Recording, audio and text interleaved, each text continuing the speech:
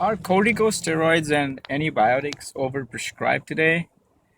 Uh, hey everyone, my name is Pratik and I'm a pharmacist based out of Vancouver. I'm gonna answer this question posted on Quora about if corticosteroids and antibiotics are overprescribed.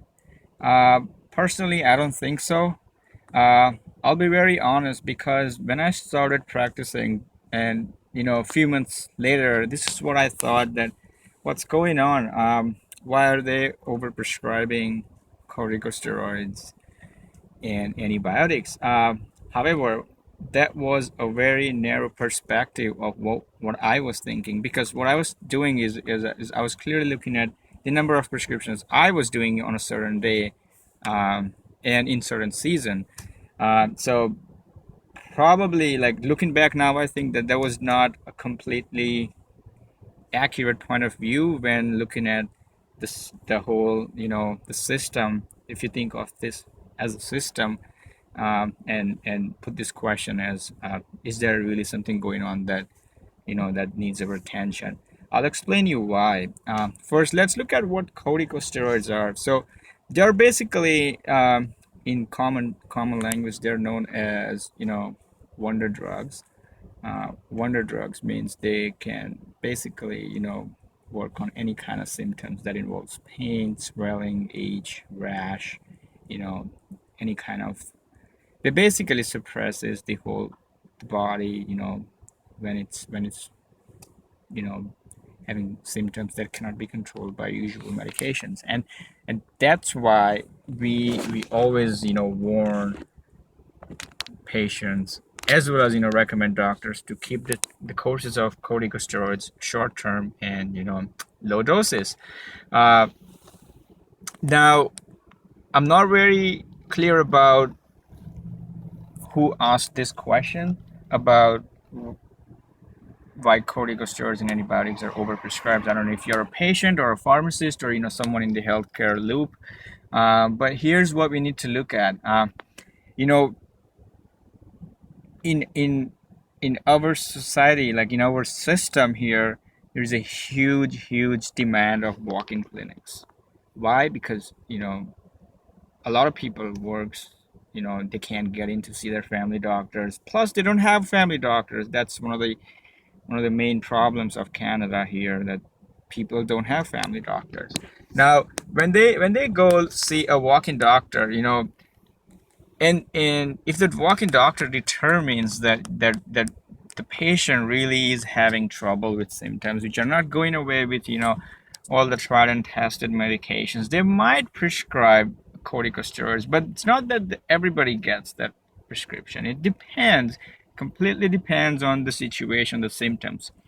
The the common scenarios where I think I often see corticosteroid prescription is mouth sores that are not going away with usual paste or usual cold sore medication. Not so cold sore, not cold sore, sorry. Mouth sore medication.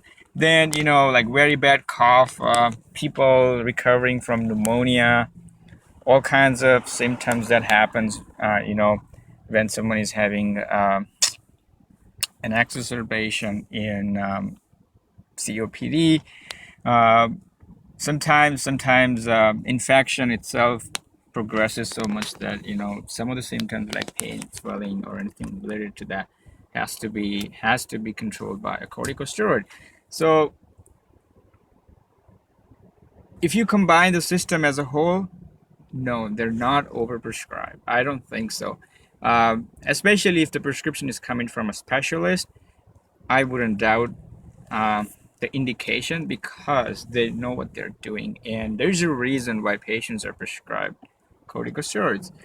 Uh, so, do I need to be worried about if I'm a pharmacist, if I'm a patient, or anyone? Well, if you're a pharmacist, I would say, you need to take a closer look of how your demographics are, what your pharmacy is really serving to, um, what are your patients, their conditions are, lots of things basically.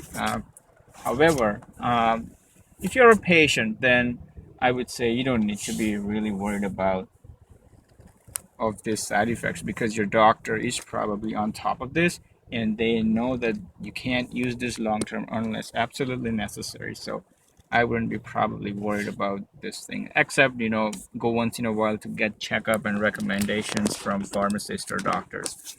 Let's come to antibiotics. Antibiotics, the usual cases of antibiotic prescriptions are cough and cold, bladder infection, infection, eye infection, ear infection. Those are the common, frequently prescribed antibiotics. Now, uh, I'm gonna be very honest here. From what I have seen here, is a lot of people go to walk-in doctors, and they actually demand for a prescription of antibiotic, and sometimes doctor would deny it. Of course, they're gonna do their job because they don't want to give antibiotics to just about anybody. But I have seen frustrated patients just because they were declined on a prescription of antibiotics. Now, of course, I get their point because they took a day off, went to see a doctor, and the doctor didn't prescribe them anything. Um, but if you're looking at the number of prescriptions you get for antibiotics and for conditions, that could go away with just waiting or just using over-the-counter recommendations. It is true. It is true. Up to some extent, antibiotics could get overprescribed, but if you look at it from a perspective of a walk-in doctor, they don't really have a choice. Antibiotics are started as an empiric treatment, which means before they are actually completely sure about what the bacterial strains are, they will at least put a patient on some antibiotics that can start working and control the symptoms, and still order test. And when the test results come out, they will get another prescription or just continue what they prescribed in the first place. So corticosteroids, I don't think they're overprescribed, but antibiotics, probably, maybe. Um, I don't know if there is anything else you would like to discuss, but depends on which perspective you're looking at. From patient's perspective, it's different. From pharmacist's perspective, it's different. From doctors, it's different.